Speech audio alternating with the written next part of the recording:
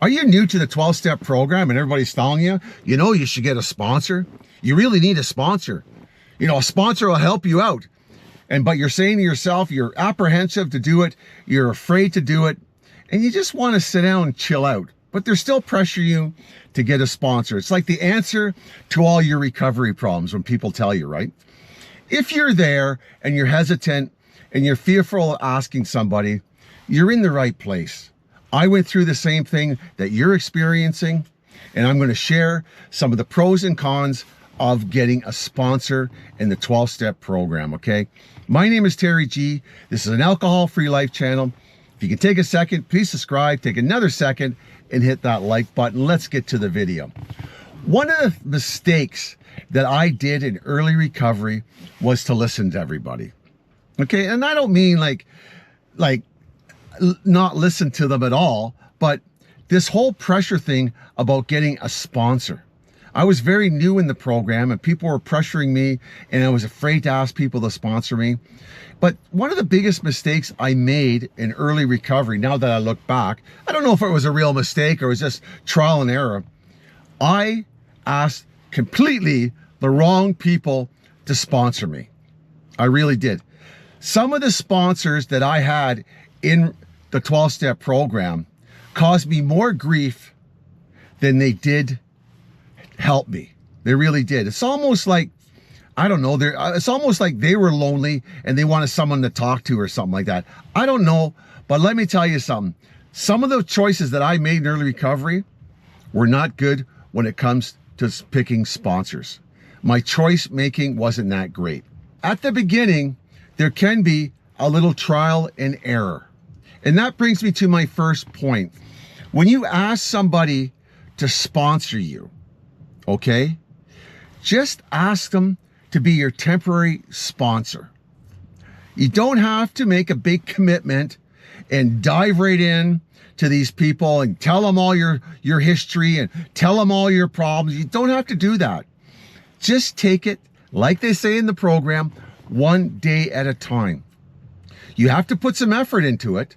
You just can't say be a sponsor, then disappear and not talk to the individual, but just ask them to be, or her to be, your temporary sponsor. And what this will do, it'll lower the expectations and it'll lower the fear of commitment to that individual. Then when you have that person and they agree to sponsor you, because they have to agree too, just ease yourself into it. Get to know the other individual and let the other individual get to know you. That was really important for me. I had to have somebody, not so much, and don't get me wrong, not so much about working the 12-step program or the traditions, but I needed to have a sense of ease and comfort in the ability to talk to that person, to open up to that individual and tell them what's going on and tell them my fears and tell them all the things in the fourth and the fifth and, working the steps. I needed somebody that I felt comfortable with. So asking a temporary sponsor to be a temporary sponsor is really a great thing to do. And most people who are senior or have lots of sobriety will understand that. Let's just test drive it first before we buy it, right? Another one I want to say, if it doesn't work out, it's not a big deal.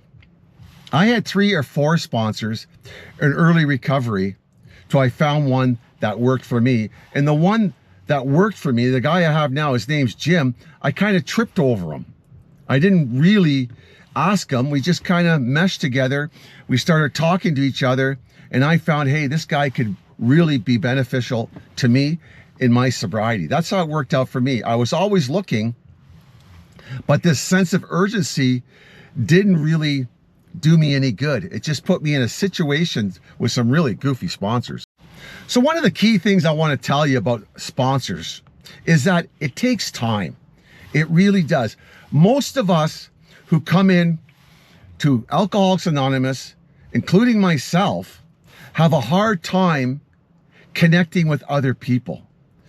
I don't know about you, but I led a very isolated life in my drinking times. In my active alcoholism, I was very isolated. I didn't have the ability or I was too afraid to share what was going on with me in my life.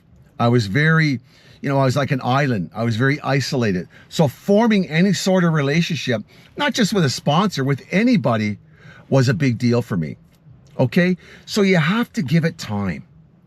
And just be aware that the person is not perfect and you're not perfect. If it's not working for you, get the hell out of there. But you need to give it some time, okay? You really, really do. And what you should look for in somebody who is a sponsor in a 12-step program is you should look for this, okay? For myself, like I said earlier, the first key thing was a sense of ease and comfort when I spoke to the individual. This only came over time, okay? This took a little while, like a couple of months. I would say anything between the 2 to 4 months, it took time, okay? That I had to build trust with the individual and understand that this person was on my side. It wasn't going to sell me out. I could tell this person basically anything and it would remain there. So I was very cautious at the beginning, okay? So that was a really big thing for me. I led my life in active alcoholism by myself. I was like a warrior. So letting someone in was a big, big deal. Okay? Another thing I looked for in a sponsor, because I was an emotional basket case, and I can say that because I wanted somebody who was sensible and calm. This individual was. So that was one of the big things I was looking for. Another one, is he active in the 12-step program? Is the person that you're choosing, are they active? Are they going to meetings? Are they chairing?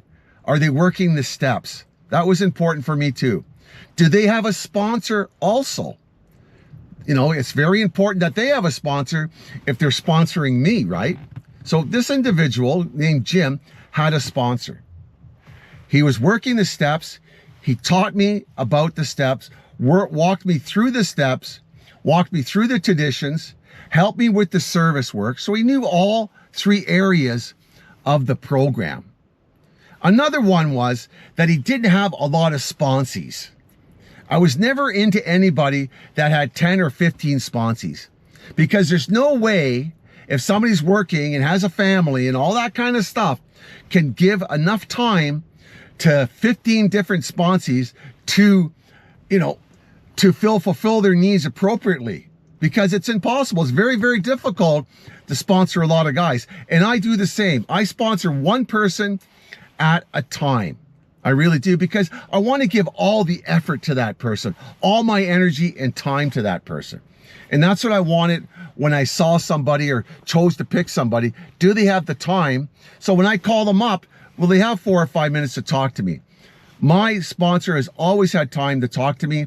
If he hasn't, we have, kind of booked off a time on the calendar to call him up and have a really good conversation with them. Picking a sponsor is one of the most helpful and most grounding parts of the 12-step program that I've ever done. It was the most helpful to have somebody who has your back. You're having a bad day, your life is falling apart, and you call that individual, and for some reason, it just all comes together again. And when you see them, you know that they can help you with your issues. My sponsor knows me 100%. He knows my faults. He knows my emotional difficulties. He knows everything about me, because I refuse to hide anything from this individual. It's beautiful. It's wonderful to know that there's at least one person in this crazy world that has your back. So take your time finding a sponsor. I understand it's overwhelming, but you will get there. And most people in the program of Alcoholics Anonymous speak very highly of their sponsors, because those relationships have flourished over time. And the one thing about having a sponsor, they'll keep you accountable, they'll keep you honest, and they'll tell you things that not necessarily that you want to hear, but they tell you for your own good. And that is very critical, okay? They tell you things that you don't want to hear for your own good, okay? So that's where I'm going to leave this video at, right there, okay? The most important thing, well, I shouldn't say the most important thing. The whole video is important, but finding a sponsor can be very stressful, but it's not impossible. Most people who have sponsors and sponsor other people are, well, pretty successful in their recovery, believe it or not, okay? Thanks a lot for stopping by. My name is Terry G. This is an alcohol-free life channel where we learn to live sober one day at a time. If you can take a second, please subscribe. Take another second and hit that like button, okay? God bless. I'll see you next week. Ciao for now.